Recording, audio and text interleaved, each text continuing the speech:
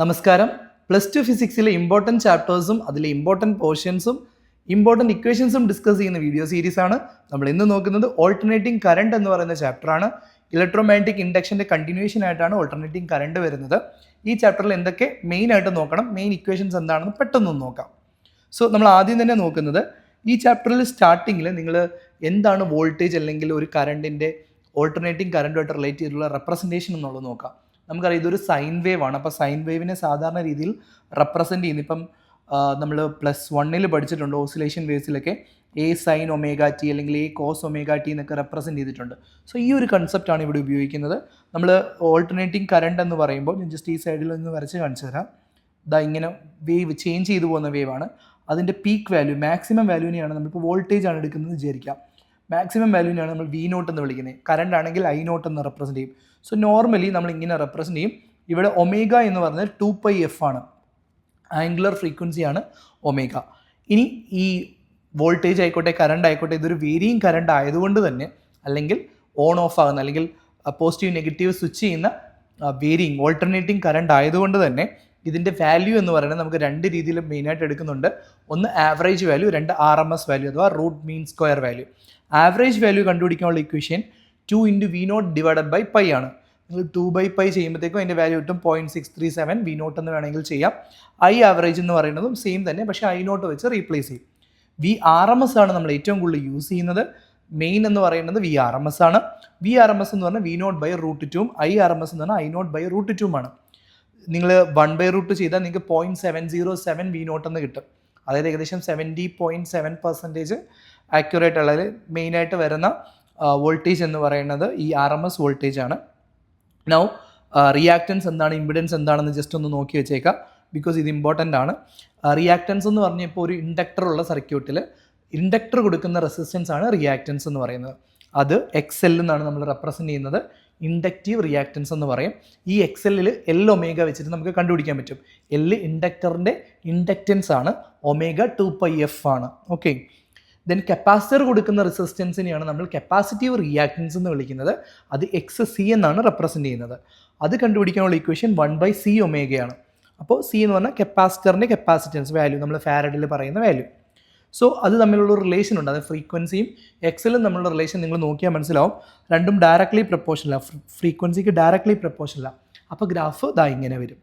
പക്ഷേ XCയും ഫ്രീക്വൻസിയും തമ്മിൽ എങ്ങനെയാണ്, ഇൻവേഴ്സ്ലി പ്രപ്പോർഷനാണ്. അതാണ് ഗ്രാഫ് റൈറ്റ് സൈഡിൽ കാണിച്ചിരിക്കുന്ന പോലെ വന്നിരിക്കുന്നത്. നൗ ഇതിലെ ഏറ്റവും ഇമ്പോർട്ടൻറ്റ് സെക്ഷൻ LCR സർക്യൂട്ടാണ്, അല്ലെങ്കിൽ RLC സർക്യൂട്ട് എന്നൊക്കെ പറയാം. ഇതിൽ നിന്നൊരു ക്വസ്റ്റ്യൻ ഷുവറായിട്ടും ചോദിക്കും. നിങ്ങൾ എന്ത് പഠിച്ചാലും ഇതൊന്നും പഠിച്ചിട്ടേ പോകാവുള്ളൂ. ഫസ്റ്റ് സെക്ഷനിൽ നിന്ന് ഒരു ക്വസ്റ്റ്യൻ ഉണ്ടാവും, ആവറേജ് RMS. അതല്ലാണ്ട് LCR സർക്യൂട്ട് വെരി ഇമ്പോർട്ടൻ്റ് ആണ്. പൊതുവേ pure resistor, pure inductor, pure capacitor, LC, LR ഇങ്ങനെ ഡിഫറെൻറ്റ് സർക്യൂട്ടുകളുണ്ട്. ബട്ട് RLC സർക്യൂട്ടിനെ നിങ്ങളൊന്ന് അറേഞ്ച് ചെയ്ത് കഴിഞ്ഞാൽ നിങ്ങൾക്ക് ഇതെല്ലാം പറയാൻ പറ്റുന്നതാണ്. സോ നമ്മളിത് തുടങ്ങുന്നത് തന്നെ ഫേസർ ഡയഗ്രാം വെച്ചിട്ടാണ്. ഫേസർ ഡയഗ്രാം അറിയത്തില്ലെങ്കിൽ ഇത് വെക്ടർ റെപ്രസെൻറ്റേഷൻ എന്നാണ് ഈ ഫേസർ ഡയഗ്രാം എന്ന് പറയുന്നത്. അപ്പോൾ നമുക്ക് റെസിസ്റ്ററിൻ്റെ വെലോസിറ്റിയുടേത്, വോൾട്ടേജിൻ്റെത്, അതുപോലെ തന്നെ ഇൻഡക്ടറിൻ്റെ വോൾട്ടേജ്, ഇത് കപ്പാസിറ്ററിൻ്റെ വോൾട്ടേജ്, ഇതെല്ലാം നമ്മൾ കാണിക്കുവാണെങ്കിൽ ഇപ്പോൾ പ്യുവർ റെസിസ്റ്ററും കറണ്ടും തമ്മിലുള്ള റിലേഷൻ എന്ന് പറഞ്ഞാൽ there is no phase lag, രണ്ടും ഇൻ ഫേസ് എന്ന് പറയും. ഇൻഡക്ടറും കറണ്ടും തമ്മിലുള്ള റിലേഷൻ പ്യുവർ ഇൻഡക്റ്റീവ് സർക്യൂട്ടിൽ വോൾട്ടേജ് ലീഡ്സ് കറണ്ട് ലാഗ് എന്ന് പറയും. 90 ഡിഗ്രിയാണ് ലാഗ് ചെയ്യുന്നത് കറണ്ട്. ബട്ട് പ്യുവർ കപ്പാസിറ്റീവ് സർക്യൂട്ടിൽ കറണ്ട് ലീഡ് ചെയ്യും, വോൾട്ടേജ് ലാഗ് ചെയ്യും. That means current leads by 90 degree എന്ന് പറയും. സോ ഇതിൻ്റെ മൂന്നിൻ്റെയും കോമ്പിനേഷൻ വരുമ്പോൾ അവിടെ നമ്മളൊരു ഫൈ എന്ന് പറയുന്ന ആംഗിളൊക്കെയാണ് ആക്ച്വലി അവിടെ റിസൾട്ടൻ്റ് വരുന്നത്. ഇത് ചെയ്യാൻ വേണ്ടി നമ്മളൊരു കൺസിഡറേഷൻ എടുക്കും, VL > VC. നിർബന്ധമില്ല, ചില സമയത്ത് VC > VL വരാം. അപ്പോൾ VL > VC എന്ന് പറഞ്ഞാൽ XL > XC എന്നുള്ള കൺസെപ്റ്റാണ്. അതായത് inductive reactance is greater than capacitive reactance എന്നുള്ള കൺസെപ്റ്റിലാണ് അത് ചെയ്യുന്നത്. സോ ഈ ഇക്വേഷൻസ് ആണ് നിങ്ങൾ മെയിനായിട്ട് പഠിക്കേണ്ടത്. അപ്പോൾ വോൾട്ടേജിൻ്റെ ഇക്വേഷൻ അതാണ്. അതിൽ നിന്നാണ് നമ്മൾ ഇസഡിൻ്റെ അഥവാ ഇമ്പിഡൻസിൻ്റെ ഇക്വേഷൻ കണ്ടുപിടിക്കുന്നത്. ഇമ്പിഡൻസ് എന്ന് പറഞ്ഞാൽ ഒരു RLC സർക്യൂട്ടിൽ 3 പേരുണ്ടല്ലോ, അപ്പോൾ 3 പേരുടെയും കൂടെ ടോട്ടൽ റെസിസ്റ്റൻസിനെ വിളിക്കുന്ന പേരാണ് ഇമ്പിഡൻസ്. സോ Z എന്ന് റെപ്രസെൻറ്റ് ചെയ്യും, which is √R² + XL - XC (²). ഇത് വെച്ചിട്ട് നിങ്ങൾക്ക് ഒരു ട്രയാങ്കിളൊക്കെ വരയ്ക്കാൻ പറ്റും. ഈ ട്രയാങ്കിളിനെയാണ് നമ്മൾ ഇമ്പിഡൻസ് ട്രയാങ്കിൾ എന്ന് വിളിക്കുന്നത്. ഈ ഇമ്പിഡൻസ് ട്രയാങ്കിളിൻ്റെ രണ്ട് സൈഡുകളായിട്ട് നിങ്ങൾക്ക് ഇതിനെ രണ്ടിനെയും കാണിക്കാൻ പറ്റും.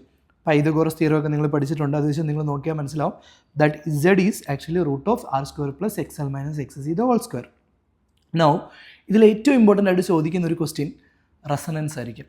റെസണൻസ് എന്ന് പറയുന്ന concept when XL is equal to X C എന്ന് പറയുന്ന കൺസെപ്റ്റ് വെച്ചിട്ടാണ്. അത് എക്സലും എക്സ് സിയും ഈക്വൽ ആവുന്ന സമയത്ത് അതിൽ ഇമ്പിഡൻസിൽ നിങ്ങൾ വാല്യൂ ഇട്ട് കൊടുത്തു കഴിഞ്ഞാൽ മനസ്സിലാവും അത് 0 ആയി മാറും. സോ √r² മാത്രം വരും, which is equal to r എന്ന് വരും. അതായത് RLC സർക്യൂട്ടിൽ ഏറ്റവും മിനിമം ഇമ്പിഡൻസ് വരുന്നത് അല്ലെങ്കിൽ മിനിമം റെസിസ്റ്റൻസ് വരുന്നത് XL equal to X C ആവുന്ന സമയത്താണ്. സോ ഇതാണ് റെസണൻസ് എന്ന് പറയുന്ന കണ്ടീഷൻ. ഈ കണ്ടീഷനിൽ ഇവിടെ ഒരു ഫ്രീക്വൻസി ഉണ്ടാവും. ആ ഫ്രീക്വൻസി കണ്ടുപിടിക്കുമ്പോൾ നിങ്ങൾ XL equal to X C equate ചെയ്യുവാണെങ്കിൽ നിങ്ങൾക്ക് ഡയറക്റ്റായിട്ട് കണ്ടുപിടിക്കാൻ പറ്റും. ഞാനിപ്പോൾ ഇത് ഫുൾ ചെയ്യാൻ ടൈമില്ല, അതുകൊണ്ട് സ്പീഡിൽ ജസ്റ്റ് ഒന്ന് കാണിക്കാം. L⍵ is equal to 1/C⍵ നിങ്ങൾ ചെയ്താൽ ω² ഇസ് ഈക്വൽ ടു 1/LC എന്ന് കിട്ടും. വിച്ച് മീൻസ് ഒമേഗ എന്ന് പറഞ്ഞാൽ നിങ്ങൾക്ക് 1/√LC എന്ന് കിട്ടും. ഇതാണ് അതിൻ്റെ ആംഗുലർ ഫ്രീക്വൻസിയുടെ ഇക്വേഷൻ. ω 2πf ആയതുകൊണ്ട് തന്നെ എഫിൻ്റെ ഇക്വേഷൻ 1/2π√LC എന്ന് കിട്ടും. ഈ ഇക്വേഷൻ യൂസ് ചെയ്തും ക്വസ്റ്റ്യൻസ് വരാൻ സാധ്യതയുണ്ട്, ന്യൂമറിക്കൽസ് വരാൻ സാധ്യതയുണ്ട്. വെരി ഇമ്പോർട്ടൻ്റ് ആണ്, പഠിച്ചു വയ്ക്കുക. Then power in AC circuit. Power in AC സർക്യൂട്ടിൽ ആവറേജ് പവർ കൺസെപ്റ്റ് പഠിച്ചു വയ്ക്കുക. VRMS × IRMS × cos φ ആണ്. ഇതിൽ cos φ എന്ന് പറഞ്ഞു കഴിഞ്ഞാൽ പവർ ഫാക്ടർ എന്നാണ് അറിയപ്പെടുന്നത്. cos φ നിങ്ങൾ ഈ ഒരു ട്രയാങ്കിളിൽ നിന്ന് തന്നെ, ഇമ്പിഡൻസ് ട്രയാങ്കിളിൽ നിന്ന് നിങ്ങൾക്ക് കണ്ടുപിടിക്കാം. അത് അഡ്ജസൻറ്റ് ഡിവൈഡഡ് ബൈ ഹൈപ്പട്ടന്യൂസ് ആണ്, R/Z ആണ് ഇക്വേഷൻ വരുന്നത്. സോ cos φ എന്ന് പറയുന്നത് R/Z ആണ്. You know when XL equal to X C, R is equal to Z, ആ ടൈമിൽ cos φ 1 ആയിരിക്കും, പവർ ഫാക്ടർ 1 ആയിരിക്കും.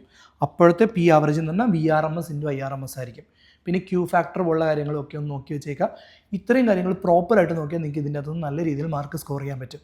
സോ വീഡിയോ ഇഷ്ടപ്പെട്ടെങ്കിൽ ലൈക്ക് ചെയ്യുക, സബ്സ്ക്രൈബ് ചെയ്യുക. +2 ഫിസിക്സ് പഠിക്കുന്ന കുട്ടികൾക്കൊക്കെ ഒന്ന് ഷെയർ ചെയ്ത് കൊടുക്കുക. സോ അടുത്ത വീഡിയോയിൽ കാണുന്നത് വരെ ഗുഡ് ബൈ.